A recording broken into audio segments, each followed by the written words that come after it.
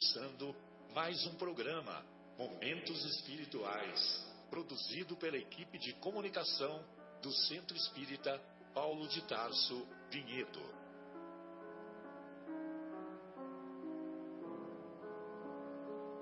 Se guardas contigo o estigma do sofrimento, indagando pela solução dos velhos problemas do ser e da dor, se percebes a nuvem que prenuncia a tormenta e o vórtice traiçoeiro das ondas em que navegas, vem conosco, estudemos a rota de nossa multimilenar romagem no tempo, para sentirmos o calor da flama de nosso próprio espírito, a palpitar imorredouro na eternidade, e acendendo o lume da esperança, perceberemos juntos, em exaltação de alegria, que Deus, o Pai de infinita bondade, nos traçou a divina destinação para além das estrelas. Boa noite a todos.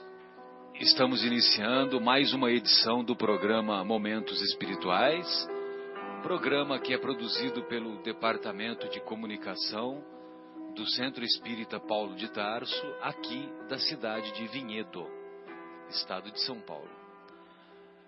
Hoje estamos na agradável companhia do nosso querido Fábio e do nosso querido Guilherme.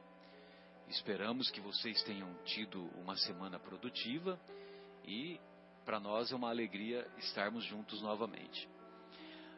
O telefone de contato aqui do nosso programa, uma vez que estamos ao vivo, direto do estúdio da Rádio Capela FM 105,9, é 3876-6846, e os estimados ouvintes sintam-se convidados a participarem com críticas, sugestões, colocações, reflexões, sempre tendo em mente que o tema do nosso programa de hoje é o capítulo 18 de O Evangelho segundo o Espiritismo, capítulo intitulado Muitos os chamados, poucos os escolhidos.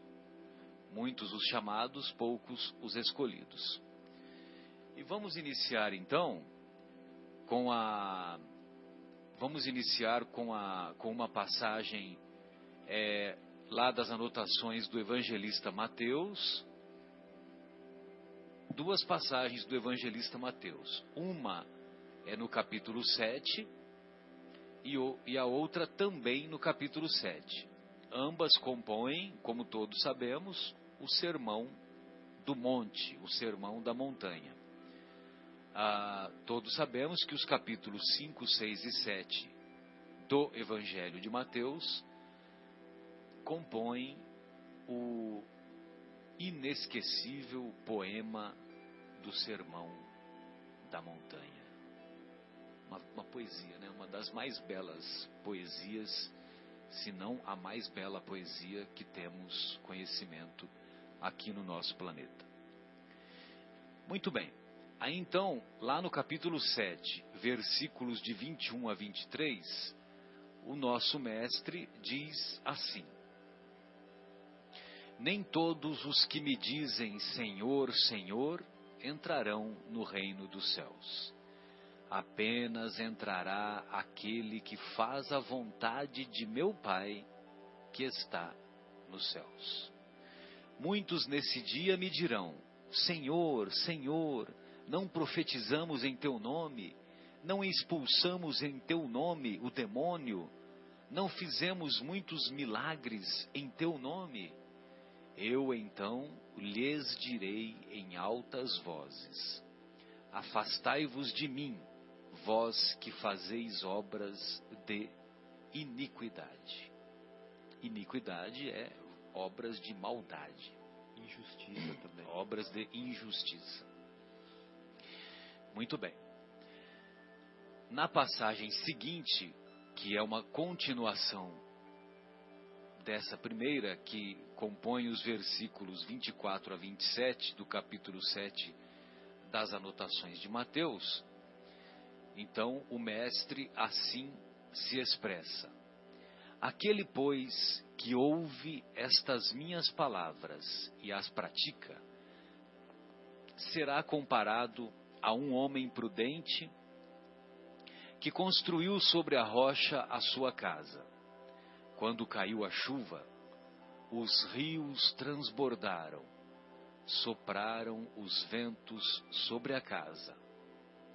Ela não ruiu por estar edificada na rocha.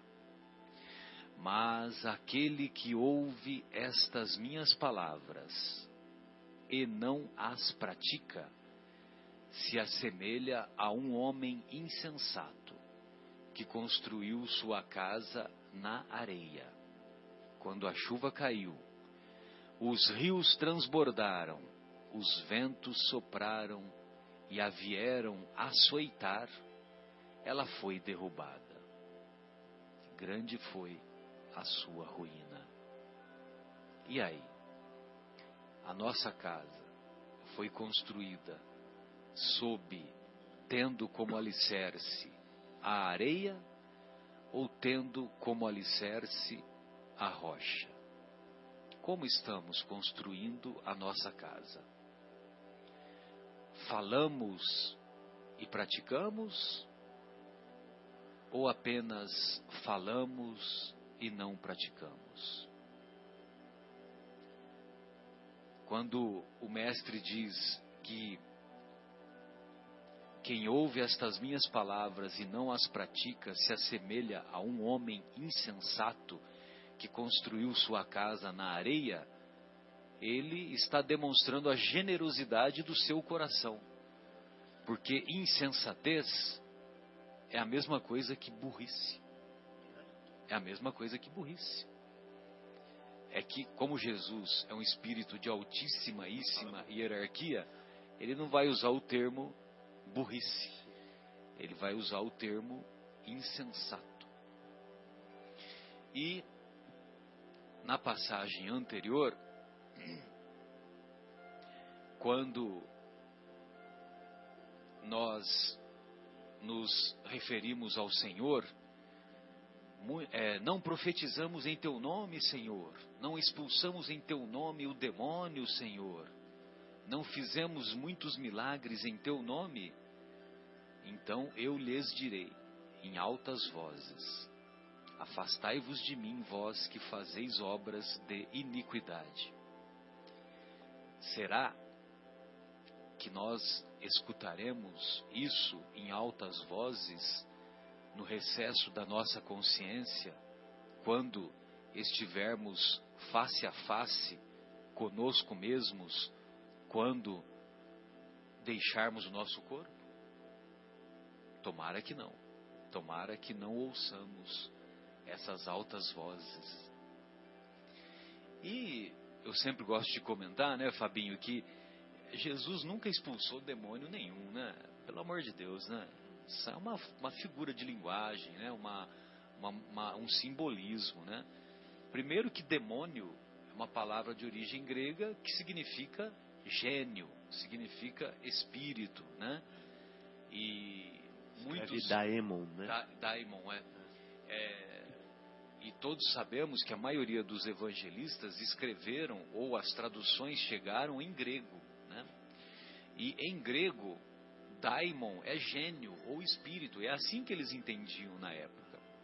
Agora, com o passar dos séculos, a palavra daimon, demônio, foi tendo uma outra conotação, uma conotação pejorativa, né, desagradável, e demônio acabou sendo sinônimo de espírito inferior, de espírito obsessor, né? Agora, não que seja um espírito devotado ao mal eternamente e que nunca vai se recuperar. Então, Jesus, em sua, como era portador, como era e é portador de uma autoridade moral que nós estamos longe de termos uma compreensão, aquelas pessoas obsediadas que se aproximavam de Jesus, que nem aquela passagem do lunático, né, que o pai chega e fala: olha, o meu filho é lunático, ele ouve vozes que mandam ele se atirar ao fogo e ele se atira, ele se jogar na água e ele se joga na água. E aí levou o lunático o garoto lunático para os apóstolos, e os apóstolos não conseguiram expulsar os demônios, né? Expulsar, entre aspas. E bastou a presença de Jesus, que os espíritos se afastaram, né? E na verdade não é que os espíritos se afastaram, é que a autoridade moral de Jesus era e é tão altíssima, tão de elevada categoria, que os espíritos que se aproximam de Jesus, eles são naturalmente encaminhados para a sua reconsideração, para a reparação de um outro caminho, né? Para a busca de um outro caminho. Então, na verdade, o que Jesus fazia não era expulsar os demônios, mas encaminhava os espíritos devotados ao mal que estavam numa condição espiritual inferior. Entendeu? Então, expulsar... para lugares de reeducação, né? De revisão dos atos. Lógico. E com a ajuda da equipe espiritual que secundava todo o trabalho do Cristo, né? Por isso que o lunático, naquele mesmo momento, ele ficou bom. Entendeu? Ele foi curado imediatamente. Por quê? Porque parou de existir aquela influência perniciosa sobre aquele espírito. Com a Maria Madalena, a mesma coisa. Maria Madalena, ela era portadora de 7 espíritos obsessores. Na Bíblia está como 7 demônios, né?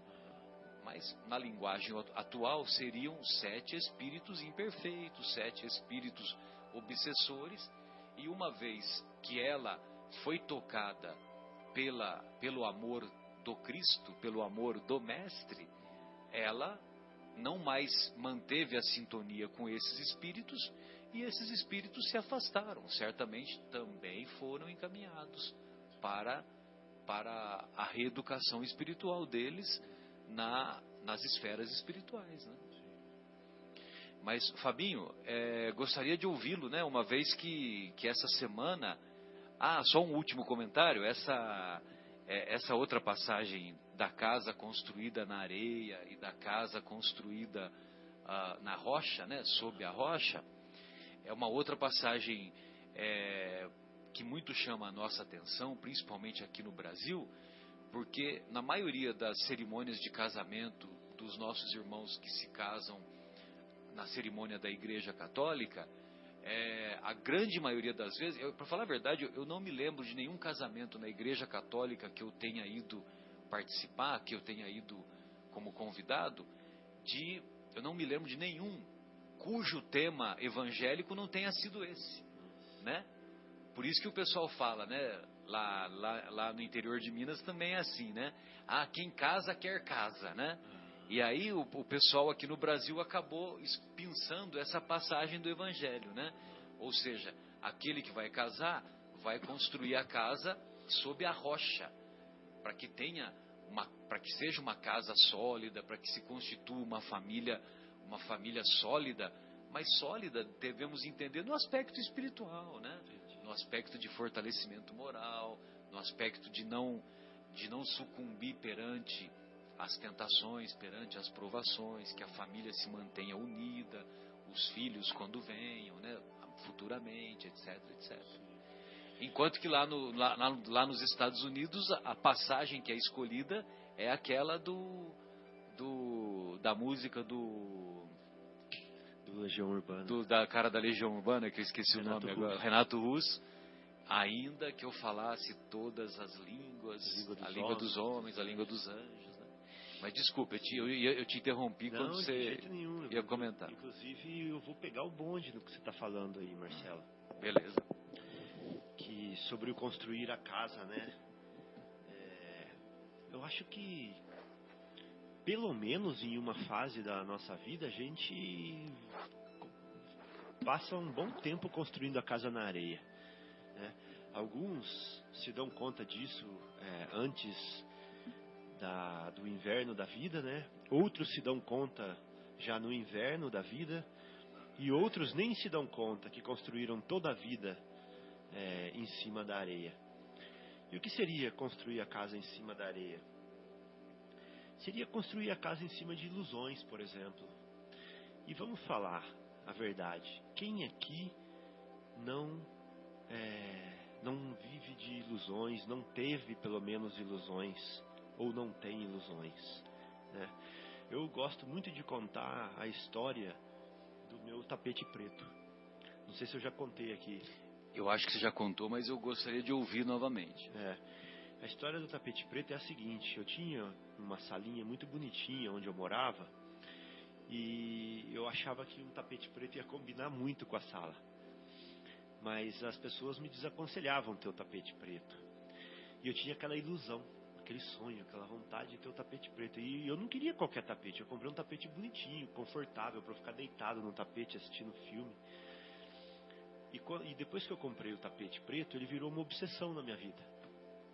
Porque qualquer coisa que caísse naquele tapete reluzia muito aos olhos, parecia muito.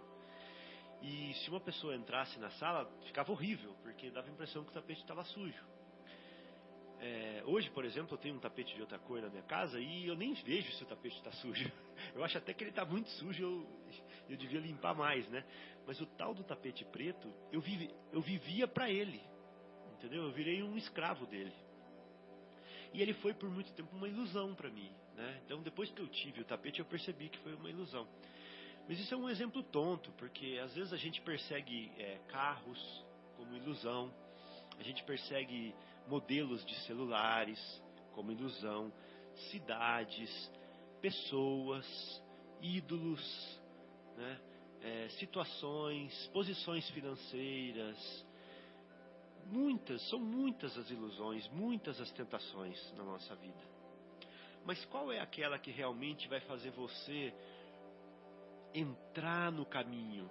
Aquela que vai fazer você executar os planos que você fez quando você ia nascer, que você fez para as pessoas que você ama, falando assim: olha, eu vou, mas eu vou voltar melhor, né? Quais são as verdadeiras ações que nós devemos tomar, né, que não são ilusões, que vão nos colocar nesse caminho, nesse rumo? Uma outra coisa, nós temos também respostas, né, animais que nós damos às outras pessoas às vezes. Às vezes, por exemplo, a nossa esposa, ou o nosso marido, ou o nosso filho, ou quem quer que seja, chega pra gente com um certo comentário, e a gente, pela nossa grosseria, pela nossa falta de tolerância, de doçura, de indulgência, nós já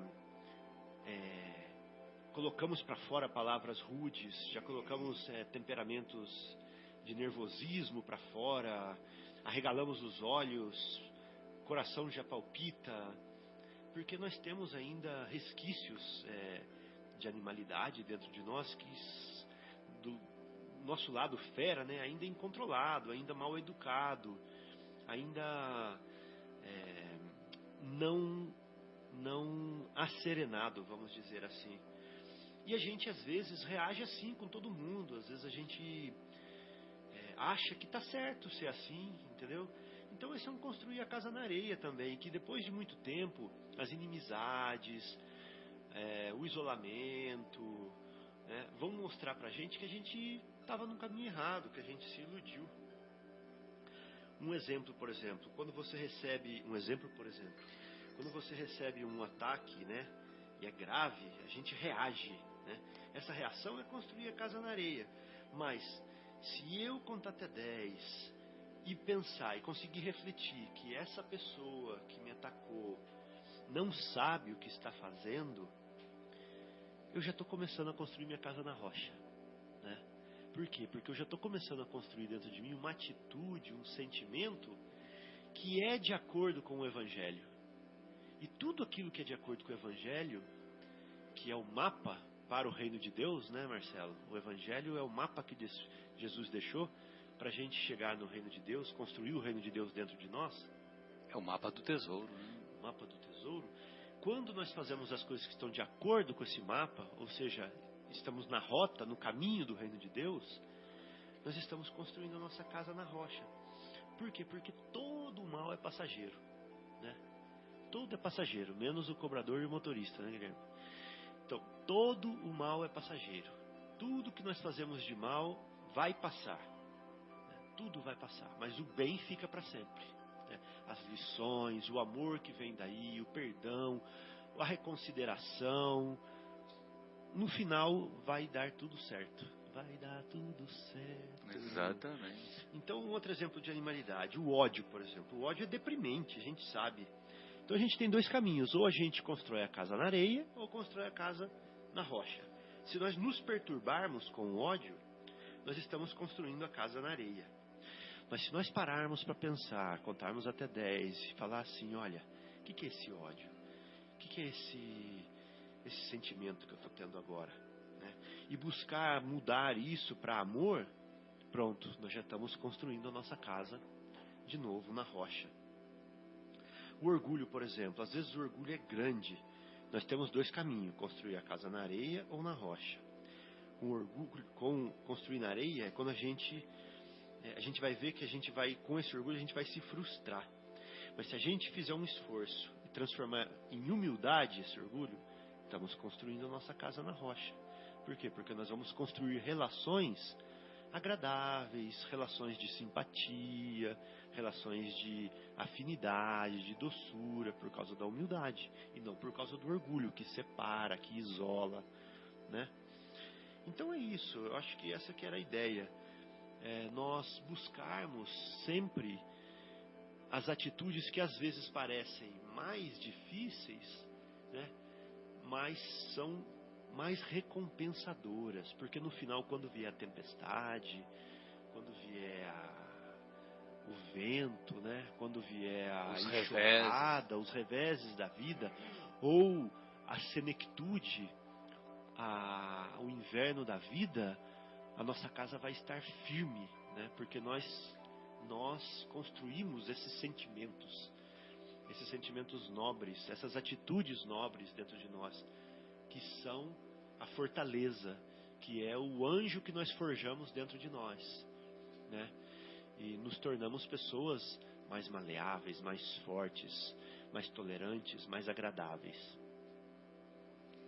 Muito bom. São reflexões belíssimas, né? E curioso também, estava pensando aqui, o Fábio, que tem aquela música do nosso querido Fagner, né? Da década de 80, né? Coração Alado. Tem um determinado momento que ele diz assim: são tantas ilusões perdidas na lembrança, perdidas na lembrança, e ficam perdidas mesmo, né? Essas ilusões, qual a utilidade delas? Né? Se a gente for fazer uma reflexão mais profunda, o tapete preto, né?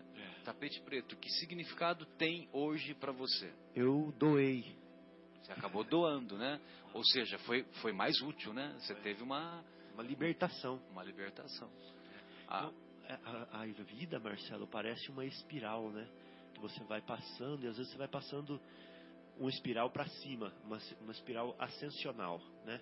Então você vai dando voltas e às vezes você passa pelo mesmo lugar, só que um degrau acima. Exato. E a gente vai pisando em ídolos quebrados. Exato. Né? Por que ídolos quebrados? Porque quando a gente deu a primeira volta, passou naquele lugar, a gente construiu um ídolo ali, né? Ou seja, uma ilusão que nós pusemos ali naquele lugar, como se fosse um ídolo.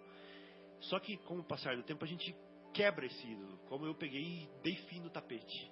Depois você passa de novo pisando em cima desses cacos, né? Na próxima vez não é mais ídolo, é caco. Exatamente. Né? Então é muito interessante essa ideia. Uma outra ideia legal que você me fez fazer, me induziu a analogia, é que essa caminhada evolutiva em espiral ascensional, né, que a gente vai subindo, ela é a mesma conformação molecular do DNA. E o DNA não é a origem da vida física? Sim. Exatamente. A origem da vida física, ela é uma espiral. E a molécula de DNA, ela tem essa forma em espiral, espiralada. Então, a vida espiritual, ou evolução espiritual, também tem essa conformação. A conformação da espiral ascensional. Muito legal, né? Guilherme, podemos fazer a nossa primeira pausa? Podemos. Vamos então escutar A Montanha com o Roberto Carlos. Já que estamos falando de subir, né? Vamos subir a montanha em espiral, então. Subir a montanha, isso aí. Curva de nível. Retornamos então com o programa Momentos Espirituais. Estamos ao vivo, direto do estúdio da Rádio Capela FM 105,9, cujo telefone é 3876-6846. E os estimados ouvintes fiquem à vontade para eventuais considerações, questionamentos, reflexões, críticas e assim por diante. Nós separamos aqui um diálogo estabelecido através de uma comunicação mediúnica, uma comunicação mediúnica que se encontra na Revista Espírita. A comunicação foi feita na cidade de Bordeaux, também conhecido como Bordeaux, né? Em março de 1862. Então, um espírito apresenta-se espontaneamente ao médium numa reunião mediúnica, lá da época lá do Kardec, sob o nome de Benoiste, ou Benoist, não sei qual exatamente a pronúncia, sob o nome de Benoiste, dizendo ter morrido em 1704 e padecer horríveis sofrimentos. Então, o médium, o autor lá da reunião pergunta para o médium que expõe a comunicação mediúnica: que fostes na terra? Um frade sem fé. Foi a descrença a vossa única falta? Só ela é bastante para acarretar outras. Olha só que interessante. A descrença é suficiente para acarretar outras faltas, outras imperfeições. Podereis dar-nos alguns pormenores sobre a vossa vida? Ser-vos-á levada em boa conta a sinceridade da confissão. Aí ele começa a dizer: pobre e indolente, pobre e preguiçoso, ordenei-me para ter uma posição sem pendor, aliás, para tal encargo. Ou seja, ordenei-me, ele se tornou padre, né? Ordenou a ordem de alguma instituição católica da época. Ordenei-me para ter uma posição, sem pendor, aliás, para tal encargo. Ou seja, ele não tinha nenhuma vocação, não tinha vocação para ser frade ou sacerdote, como queiram. Inteligente, ele se reconhecia inteligente, conseguia essa posição. Influente, abusei do meu poderio. Vicioso, corrompi aqueles que tinha por missão salvar. Corrompi aqueles que tinha por missão salvar. Cruel, persegui os que me pareciam querer verberar os meus excessos. Os pacíficos foram por mim inquietados. As torturas da fome de muitas vítimas eram extintas com frequência pela violência. Agora sofro todas as torturas do inferno, ateando-me às vítimas o fogo que me devora. A luxúria e a fome insaciáveis perseguem-me. Cresta-me a sede, os lábios escaldantes, sem que uma gota lhes caia em refrigério. Orai pelo meu espírito. É mais ou menos aquela descrição do André Luiz lá nas zonas inferiores do umbral, né?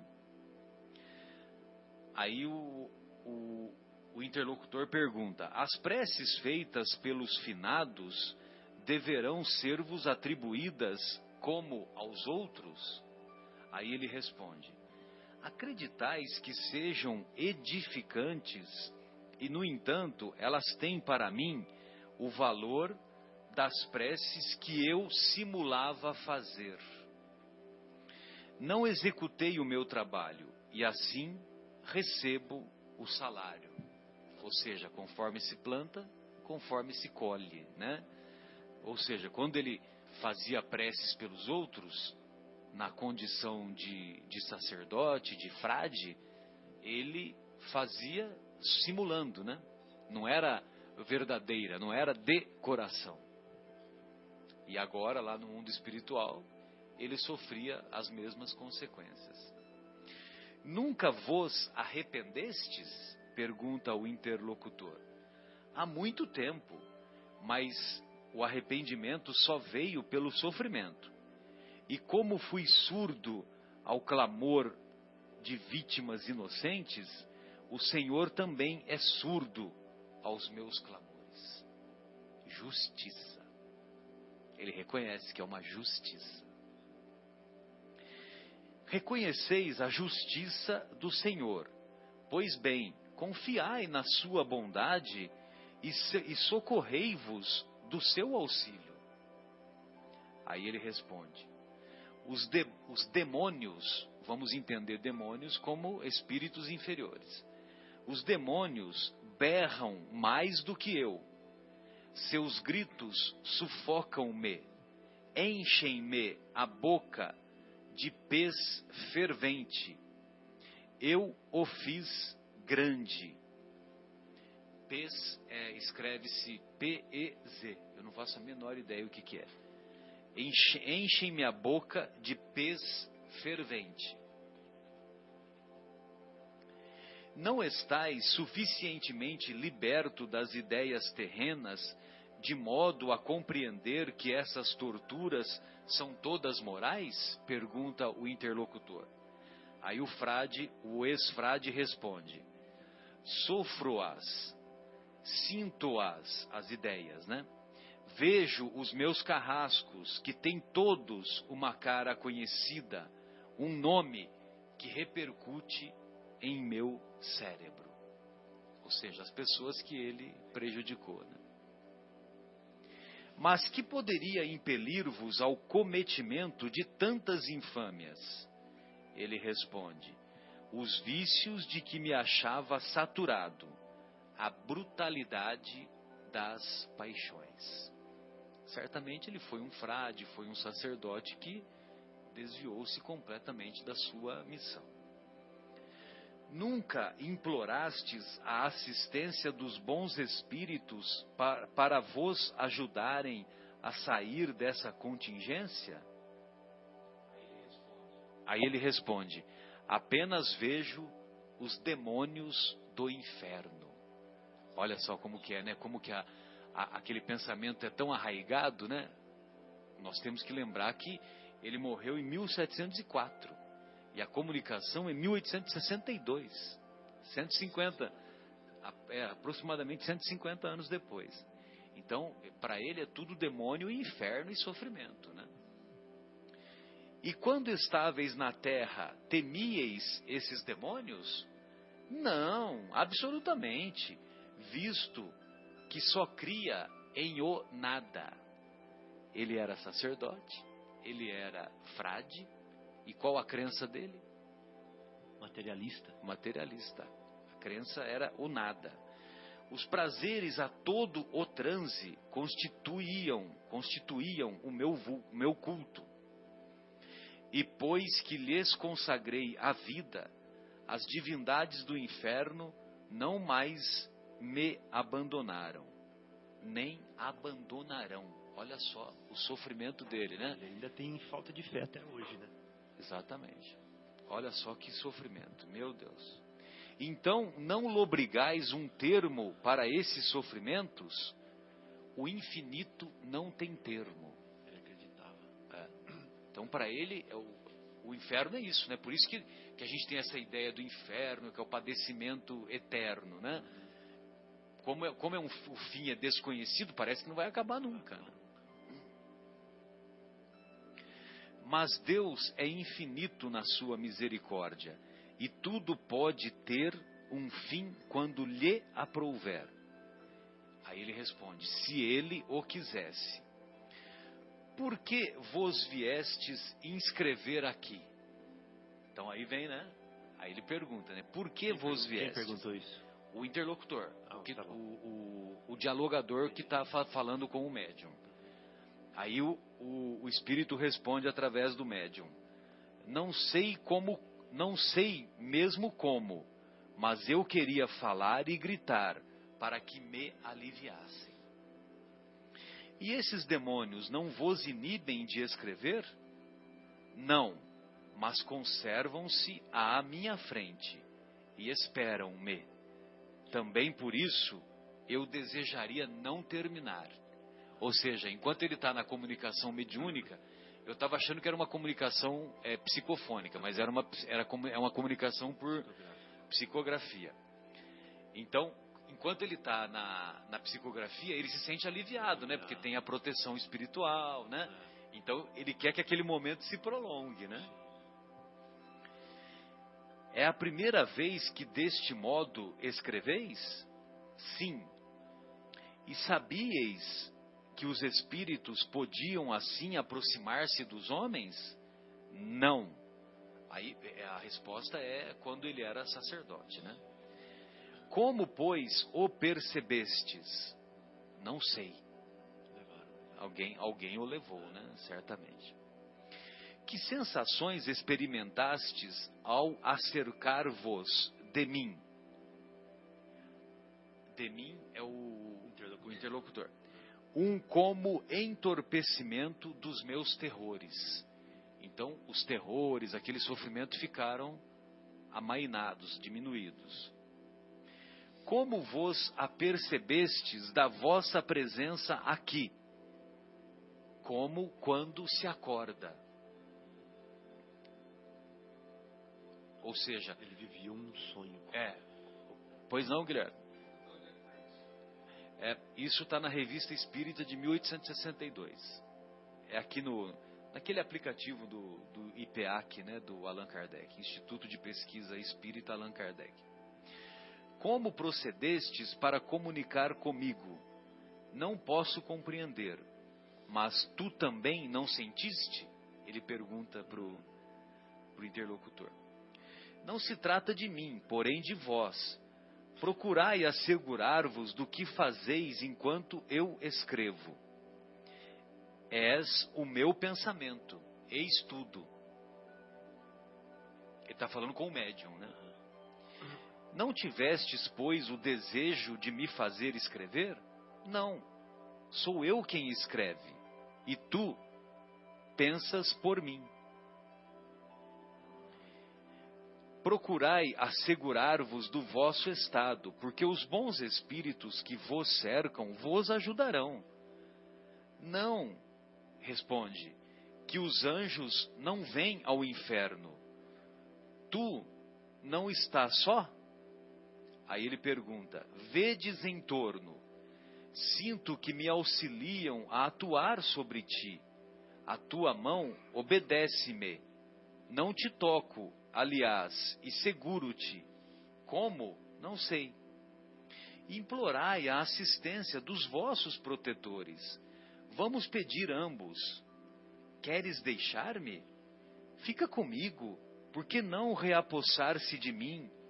Eu peço-te, fica. Ele está desesperado para que se prolongue a comunicação, porque ele está se sentindo aliviado, né? Não posso demorar-me por mais tempo. Voltai diariamente para orarmos juntos, e os bons espíritos vos auxiliarão.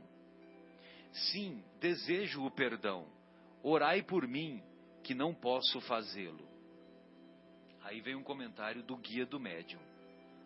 Coragem, meu filho, porque ser-lhe-á concedido o que pedes, posto longe esteja ainda o termo da expiação. Olha só. 150 anos.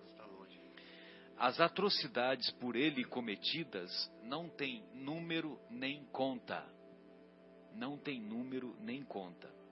E maior é a sua culpa porque possuía inteligência, instrução e luzes para guiar-se.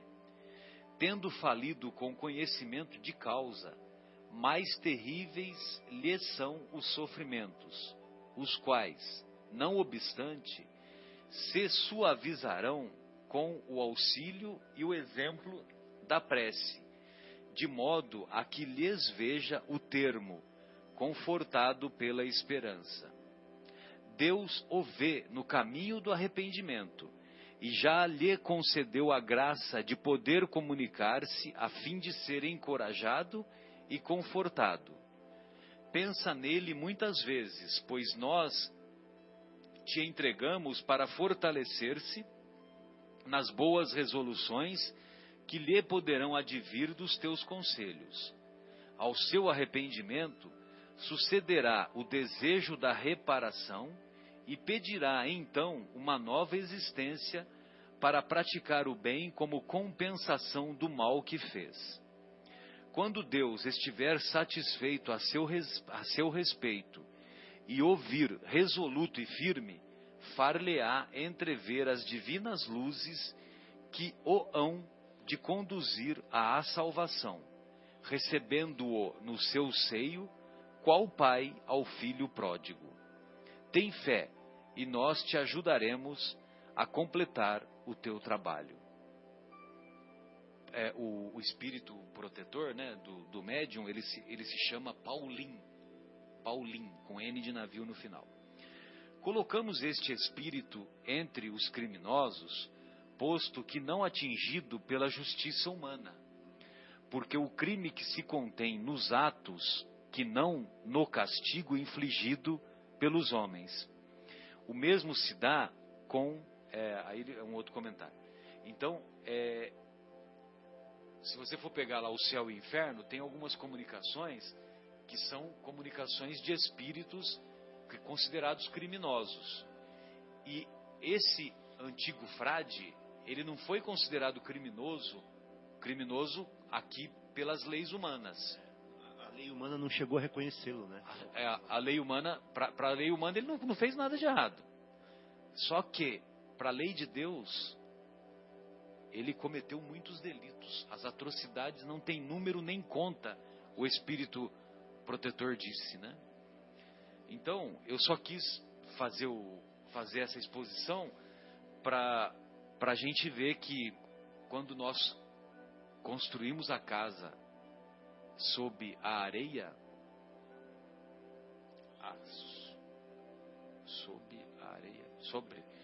sobre a areia, quando construímos a casa sobre a areia, na primeira tempestade, a casa cai mesmo, né?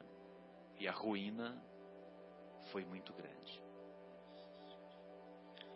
Meu Deus. Agora, para ele fazer outra casa, hein, Marcelo, vai demorar ainda, porque o Espírito Protetor falou que a expiação dele está longe do termo, né? Está longe de terminar. Porque ele ainda vai ter que refletir sobre aqueles conselhos que ele escutou ali, ter que ruminar, né, sobre eles. E ele vai ter que não só se arrepender, mas vai ter que surgir nele o desejo de reparar. E quando ele estiver bem certo de que ele quer reparar, com muita convicção, aí pode ser dada uma nova chance para ele. O interessante é que ele fala, né, que o espírito protetor, né, o guia do médium, fala que, o Paulim, né, ele fala que ele já estava no caminho do arrependimento. Então veja você que o arrependimento vamos dizer assim, né, a gente pode entender que o arrependimento ele não é só, eu me arrependi, entendeu? O arrependimento sincero, o arrependimento verdadeiro, o arrependimento sólido, né? Ele é um processo, né? Então, quer dizer, ele reconhecia que ele estava no caminho do arrependimento, mas ele ainda não havia se arrependido inteiramente, né? Aí ele precisa do sofrimento, e você viu que ele faz a comparação com a parábola do filho pródigo, né?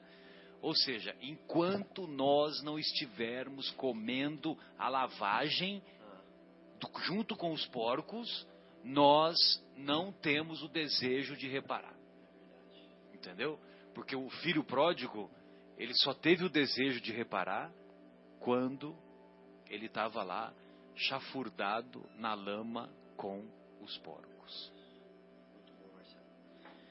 Isso daí conecta exatamente com o primeiro texto que você leu de Jesus, onde ele fala assim: nem todos os que me dizem Senhor, Senhor entrarão no reino dos céus, apenas entrará aquele que faça a vontade do meu Pai, que está nos céus.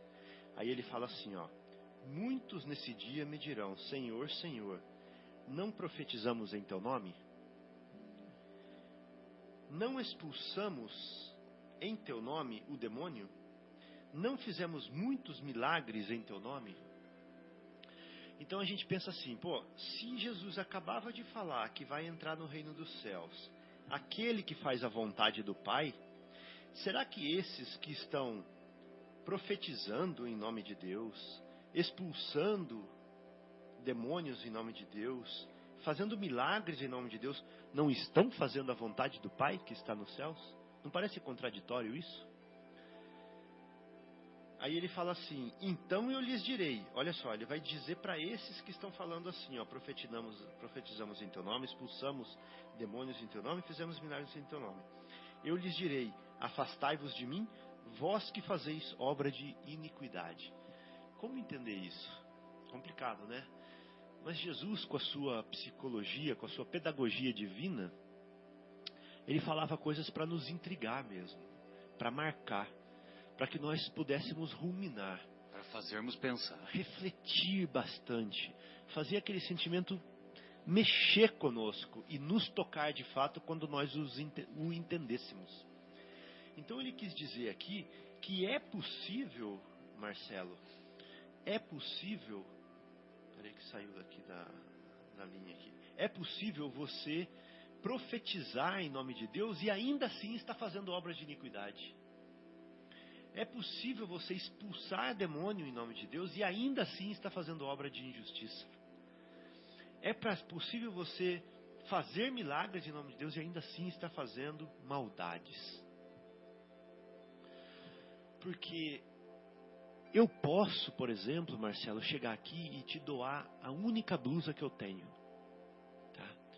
Então parece que eu estou fazendo uma obra maravilhosa, não parece? A única blusa que eu tenho no inverno, eu estou te doando. Mas qual que é a finalidade dessa doação? Qual que é a intenção que está por trás dela? É me aquecer? Isso. Ou é parecer que eu sou bonzinho, que eu sou uma boa pessoa? Então olha só, então Jesus está provocando a gente a ver se o ato em si está carregado do verdadeiro motor que devia mover aquele ato, né?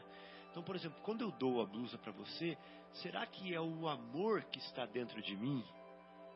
Será que é aquela sensibilidade de te ver sofrendo que está fazendo eu ir lá no meu guarda-roupa pegar aquela blusa e te levar? Ou eu estou querendo aparecer? Estou dando a blusa para você, mas para aparecer. Ou eu estou dando aquela blusa para você, mas falando assim, ele não devia dar, ele não merece, né? Eu mereço mais do que ele, né? Então quer dizer, será que eu estou querendo dar essa blusa para você porque, por algum outro motivo mundano, vamos dizer assim? Então Jesus está preocupado de fato com o dínamo, né? Com o gerador dentro de nós do sentimento, que é o nosso coração, né? Então como está o nosso coração? Como está a nossa roupa, né? Como está a nossa... Porque ele usa o exemplo das vestes, você lembra? Na parábola do festim de bodas, que a pessoa que é convidada vai para a festa, mas não está com as vestes nupciais. Então como estão as nossas vestes? Ou seja, como está o nosso espírito? Como está o nosso âmago? Como está a nossa alma naquilo que nós estamos fazendo? Então a gente vê que o padre que você acabou de falar estava fazendo preces para as pessoas, mas aonde que estava o coração dele na hora dessa prece, né? Como estava a alma dele? Como estava a roupa espiritual dele na hora dessa prece, né? O que ele estava sentindo? É aí que está. Desprovida de sentimento, desprovida de pureza de coração. Só tinha interesses, né? Isso. Então, mesmo que eu expulse demônios, que eu faça milagres, não sei o quê, mas se eu não fizer isso verdadeiramente com o coração limpo, né? Verdadeiramente com o coração puro, De nada vale. eu vou estar fazendo com iniquidade. Porque se eu não tiver com amor, eu não posso estar com a justiça, né? Porque iniquidade não é injustiça. Então, se eu não tiver com o amor, eu não posso estar com a justiça. Porque justiça e amor é a mesma coisa, né? Então, quando eu estou fazendo alguma coisa sem amor, eu estou fazendo sem justiça. E estou fazendo com iniquidade. Então, eu acho muito lindo essa explicação de Jesus, né? O jeito que ele fala, que nos leva a buscar a essência do que nós estamos fazendo. Se eu estiver aqui nesse programa de rádio agora, falando aqui, sem amor, eu estou fazendo esse programa de rádio com iniquidade. Porque eu estou fazendo da boca para fora. Às vezes eu estou comovendo pessoas que vão ver ali fora eu fazer o contrário do que eu estou falando e vão desacreditar da fé, vão desacreditar do espiritismo, vão desacreditar dos espíritos superiores, vão perder a esperança. Olha o que eu causei aí com a minha iniquidade, com a minha falta de amor, por fazer alguma coisa da boca para fora, por fazer alguma coisa para aparecer, né? Então, Jesus está preocupado com o nosso motor limpo, puro, né? Com aquilo que nos move, com a essência pura dentro de nós. Eu acho que esse exemplo do padre foi excelente, do frade, né? Foi excelente para ilustrar isso. Ele viveu uma vida de sacerdócio, né? Mas com um motor sujo dentro do coração dele. O coração dele estava contaminado, cheio de iniquidades. Para certas pessoas, do ponto de vista material, ele fez os milagres, ele expulsou os demônios, né? Ele curou ali, mas o coração dele não estava junto com aquilo que ele estava fazendo. E aí está o resultado, né? Aí está o resultado. Então acho que é uma mensagem muito oportuna essa que você trouxe para ilustrar esse primeiro momento do ensinamento de Jesus. Retornamos então com o programa Momentos Espirituais. Estamos ao vivo direto do estúdio da Rádio Capela FM 105,9 e o nosso telefone de contato é 3876-6846. Estamos estudando o capítulo 18, né? 18, capítulo sim. 18 de O Evangelho segundo o Espiritismo, intitulado Muitos os chamados, poucos os escolhidos. Eu estou me controlando aqui para não falar muitos os molhados, poucos os escorridos. Muito bem, Marcelo. Agora eu Mas sabe o que é interessante, cara? Que uma vez eu ouvi essa brincadeira, o nosso querido André Luiz Ruiz falando isso, entendeu? É lógico, né? Que é um momento de humor, né? Lógico. Com todo respeito, né? E muitos os chamados, poucos os escolhidos. A nossa querida Joana de Ângeles, ela coloca da seguinte maneira: muitos os convidados, poucos os que aceitam o convite. Aceitar o convite, aceitar de coração, né? Aceitar para colocar em prática, aceitar para vestir a camisa do mestre, né? Do time do mestre. Já pensou? Você vestir a camisa, né? Olha só, Jesus faz o convite para nós faz 20 séculos pelo menos que temos conhecimento, né? Aí nós estamos ouvindo esse convite no recesso da alma, na acústica da nossa consciência, há 20 séculos. Sem contar os de antes, quando ele mandou os profetas antes, né? Sem contar o de antes, né? Aquelas lembranças dos profetas, né? O chamamento dos profetas, que é uma riqueza de ensinamentos maravilhosa também, né? E nós estamos ouvindo esse convite. Aí nós somos convidados, nós aceitamos o convite. Aí ele dá a camisa para nós entrarmos em campo. Aí a gente não joga nada. A gente não joga nada. Vai para a reserva. Depois da reserva vai ficar batendo bola lá na parede, né? Chutando bola contra a parede. Que na minha época, quando eu era jovenzinho, tinha um time lá na minha cidade que era uma humilhação, né? Quando o treinador falava, ó, você fica batendo bola lá na parede, né? Que era para aprender a dominar a bola, né? O objetivo era esse, né? Mas na verdade é porque o cara sabia que você não era lá essas coisas, né? Ou seja, você não sabia o básico ainda. E então, quer dizer, aí Jesus faz o convite.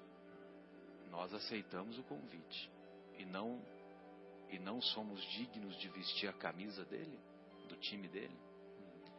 Então, quer dizer, é mais ou menos isso que aconteceu com o frade, né?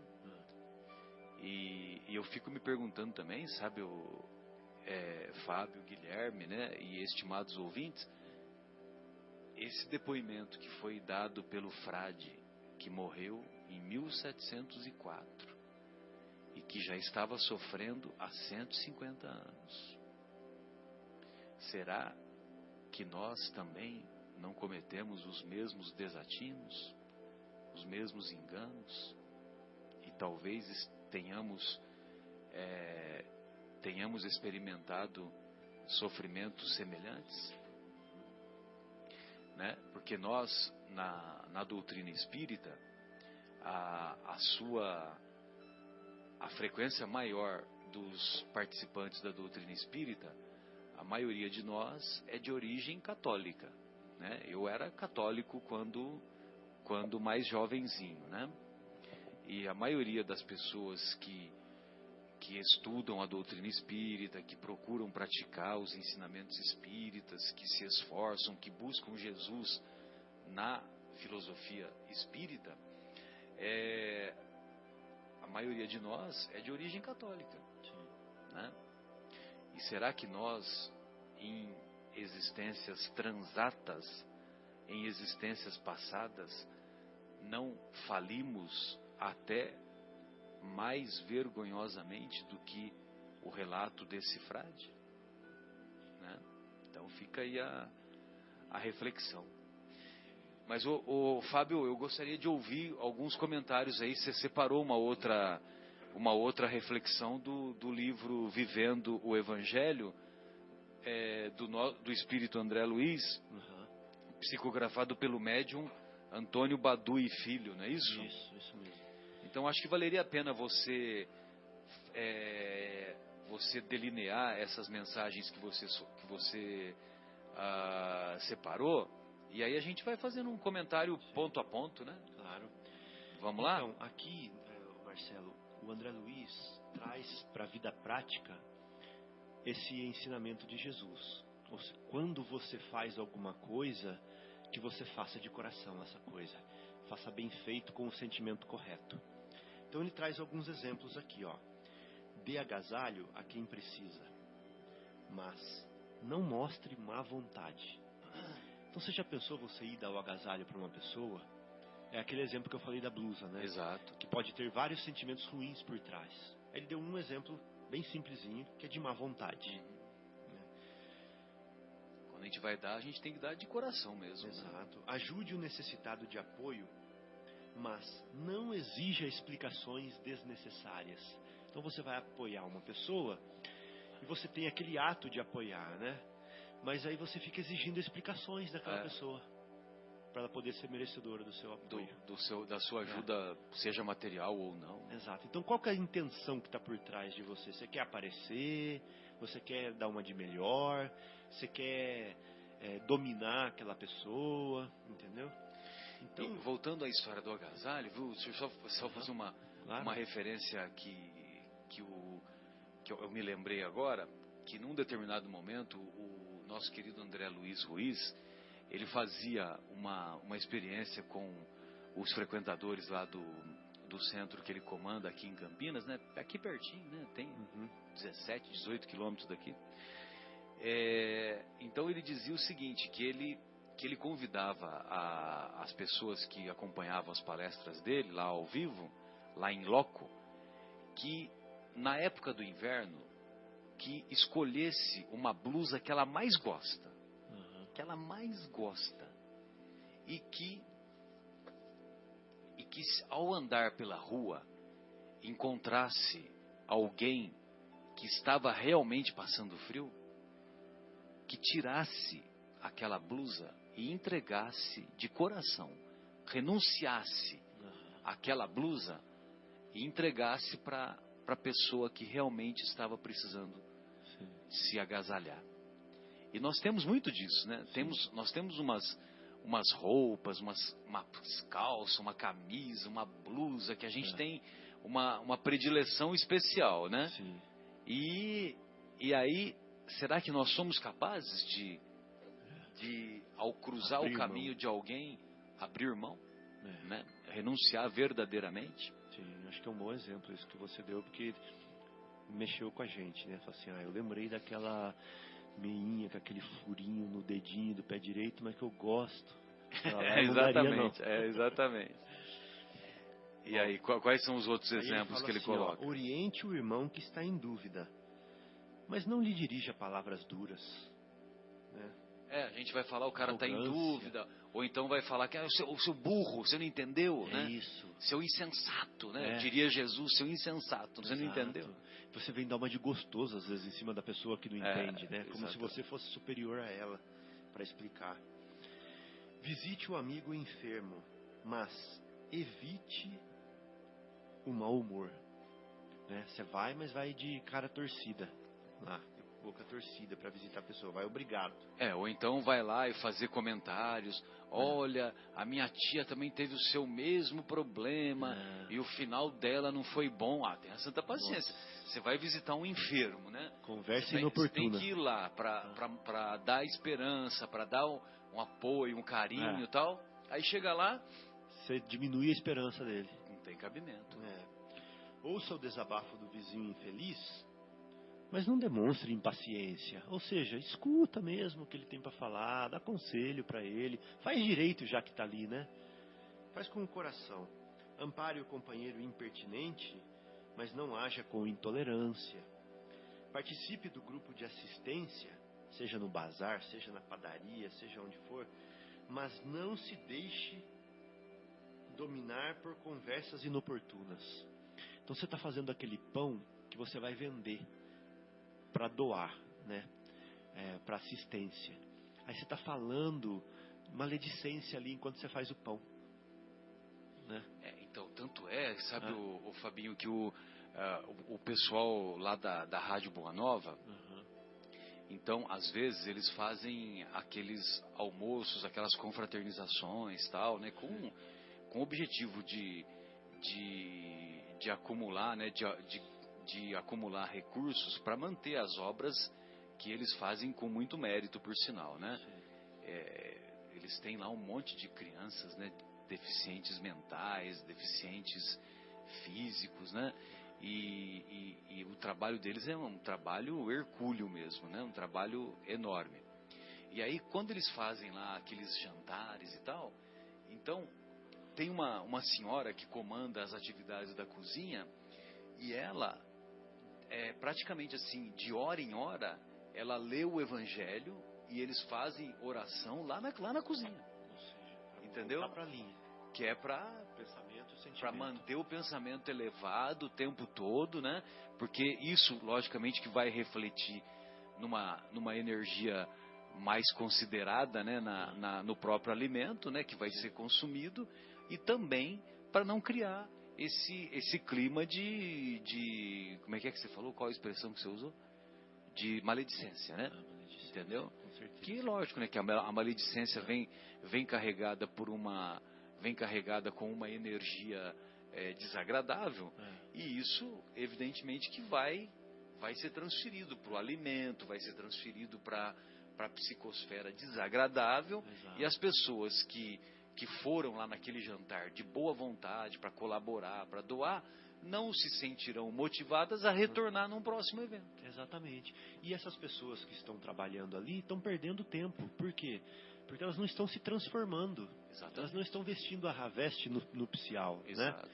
Elas não estão aproveitando a oportunidade de limpar o coração, de se melhorarem, de fazer reforma íntima. Então acho que essa aqui é É a ideia. E aí, tem uma outra situação também que é muito frequente, né, no meio espírita, né? É que, por exemplo, você tem lá, nós temos lá as nossas aulas lá, né?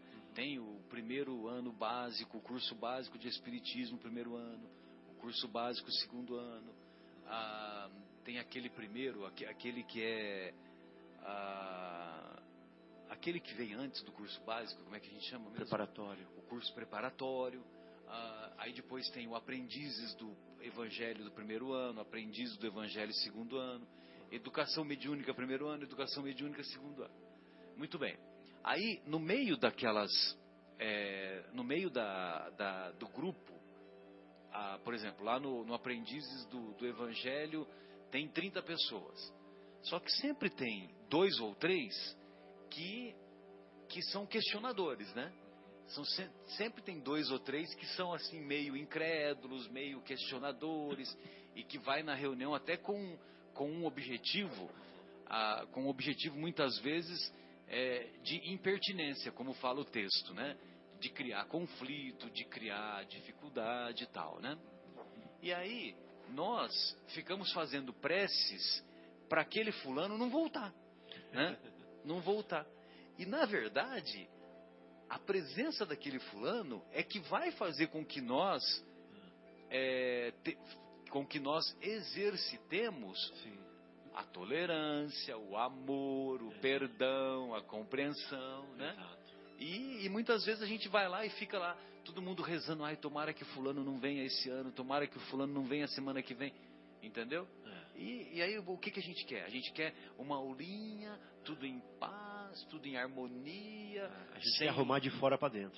Exatamente. Né? E muitas vezes são as colocações desses nossos companheiros que nos estimulam, né? Nos estimulam não só a exercitar essas virtudes, como também nos estimulam a inteligência para nós contrapormos as argumentações que eventualmente ele pode estar correto e eventualmente nós, de nossa parte, estejamos corretos, mas são trocas de informações que vão ser úteis de parte a parte. Exatamente. Agora, se nós fazemos isso com amor, com tolerância, nós também vamos envolvendo essa pessoa impertinente. Isso. E essa pessoa impertinente também aos poucos vai deixando de ser impertinente. Com certeza. Que delícia, né? O dia que a gente ter um impertinente desse do nosso lado e a gente saber amá-lo, né? Exato. E ter o mesmo carinho que a gente tem por todos, ter por ele também. Seria uma libertação para nós, né? Então, o mestre, quando ele fala assim, nem todos os que dizem Senhor, Senhor entrarão no reino dos céus, e em seguida ele fala assim, tem gente curando em meu nome, mas não entrará no reino do céu. Tem gente expulsando demônio em meu nome, mas não entrará no reino do céu. Tem gente fazendo milagre em meu nome, mas não entrará no reino do céu. Tem gente indo lá na casa espírita participar na padaria, mas não entrará no reino do céu. Tem gente que vai fazer programa de rádio, mas não entrará no reino dos céus. Tem gente que... O Zé deve ter ouvido, né? O Zé irmão. Então, ou seja, por que ele está falando isso? Porque ele está mostrando o outro lado, né? Fala assim, e o sentimento está indo junto com essas obras, né? A veste está limpinha, o amor está sendo o dínamo de tudo isso daí, aí sim você entrará no reino dos céus. Então, você vai ser escalado pelo time de Jesus. Exatamente. Né?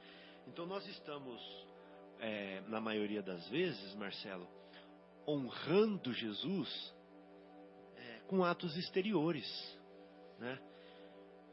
De devoção e tal. Às vezes a gente até briga com o vizinho por causa de Jesus, né? Defende Jesus, não, porque Jesus, que não sei o que, não, mas o mestre, não sei o que, mas da boca para fora, né? Às vezes a gente se sacrifica por Jesus, mas na verdade por interesse, porque a gente quer alguma coisa em troca, né? A gente quer alguma coisa em troca. Então às vezes a gente faz preces que demonstra a nossa imaturidade. Exatamente, a gente faz preces 1000, mas não nos melhoramos. Então é isso que Jesus está falando. Está nos dizendo Senhor, Senhor, somente. Mas só com esse Senhor, Senhor, nós não entraremos no reino dos céus. O que Ele está querendo de nós? Comprometimento, né? Nós nos convertemos ao Evangelho para quê? para sermos servidos por Ele ou para servirmos? Né? É para nós recebermos ou para nós doarmos? É aí que está a diferença. Se nós estivermos vindo no programa de rádio só para nós recebermos, só para nós ganharmos status, só para nós ganharmos reconhecimento, ou sei lá o que, então nós estamos querendo ser servidos. E aí nós estamos dizendo Senhor, Senhor somente. Né? Mas vai ganhar o reino do céu aquele que servir, aquele que arregaçar as mangas, aquele que for buscar, aquele cujo coração move a pessoa e empresta as mãos para o Cristo, né, aqui na terra. Exatamente, aí você me faz lembrar, Fábio, a diferença entre adesão e conversão, né? Ou seja, nós aderimos ao pensamento do Cristo, nós aderimos ao Evangelho, mas nós não nos modificamos. Sim. Então, nós continuamos cometendo as mesmas imperfeições, continuamos naquela mesma balada, não nos tornamos pessoas melhores. Então, nós aderimos ao Cristo. Sim. Né? Nós até podemos dizer, né, que, olha, eu aderi à doutrina espírita, né? Eu sou espírita, tenho carteirinha, né? Mas nós não nos convertemos, nós não nos melhoramos, nós não mudamos o nosso comportamento. Então nós não somos cristãos de fato, né? Exatamente. A nossa casa continua na areia. Uma coisa linda que me veio à cabeça agora, Marcelo, é o seguinte. Lembrando do livro Paulo e Estevão, foi Lucas quem sugeriu o termo cristão. Foi. Né? Porque antes cristianismo eles chamavam de caminho. Os homens do caminho, né? Os homens do caminho seguidores eram os do caminho. E Lucas felizmente falou que, olha, existem muitos caminhos para o bem, caminho para o mal, e eu acho que a gente deveria ser mais específicos. Nós trabalhamos, olha só o que ele falou, nós trabalhamos para o Cristo, então nós somos cristãos. Né? E a pergunta é, nós somos cristãos de fato? Será que o que é ser cristão? O que é seguir Jesus? Né? O que é seguir o modelo? É fazer igual o modelo. Não é só ficar adorando o modelo, né? Não é só ficar admirando o modelo. Não é só ficar rezando para o modelo. Não é só ficar indo na onde ensina o modelo e ficar aprendendo com o modelo. É seguir o modelo. Então quem é um verdadeiro cristão? O verdadeiro cristão é a Teresa de Ávila, né? O verdadeiro cristão é a Joana de Cusa, né? Que foi para a fogueira por ele, né? Em nome dele, que ainda disse que amava. Foi para a arena, né? Foi para a arena. Que não amava. Sei se ela morreu. Foi queimada. Foi queimada, né? Foi beleza. Junto com o filho dela. Junto com o filho. Ser cristão é fazer igual a Maria de Magdala, né? Que tinha todos os prazeres da vida, renunciou a todos e depois foi trabalhar ajudando os leprosos, né? Ser cristão... E reencarnou depois como Teresa de Ávila. Exato. Ser cristão de verdade é ser como Paulo de Tarso, né? Que tinha as pompas, que tinha o púlpito, que tinha o poder a seu serviço e renunciou a tudo isso para ser tocador de tear, né? E humilhado, né? Então se converteu completamente, foi isso que você falou. Ele fez a grande mudança. Então esses são os cristãos primitivos que nós estamos usando como exemplo, né? O Marcos, que vivia com a mãe dele, depois foi viver lá em Antioquia, totalmente dedicado ao mestre. Então esses são cristãos verdadeiros que nós devemos usar como modelos, né? Dentro do nosso círculo de ação, é claro, né? Eu posso ser cristão dentro da minha casa, né? Eu posso ser cristão dentro da minha casa espírita, eu posso ser cristão dentro da minha escola, dentro do meu trabalho, né? Eu não preciso ser como um Pedro, não preciso ser como um Paulo, mas ali dentro da onde eu vivo, eu posso verdadeiramente ser cristão. Nas escolas, nas ruas, nos campos, nas construções. Campos, construções. Então uma música assim também, não tem? Nas escolas, nas ruas, campos, construções. Ou seja, a gente pode estar em qualquer lugar, né? A gente pode ser verdadeiramente discípulo de Jesus em todo momento, né? Então, Exatamente. basta Então, nós termos um comportamento ético e moral elevado. Então esse é um convite, viu, Guilherme? É um convite. Hoje a gente faz de fora para dentro. Mas vamos buscar sinceramente tentar, né, fazer de dentro para fora, aos pouquinhos, porque muitos são chamados e poucos os escolhidos. E eu não quero ficar de fora desse banquete, não.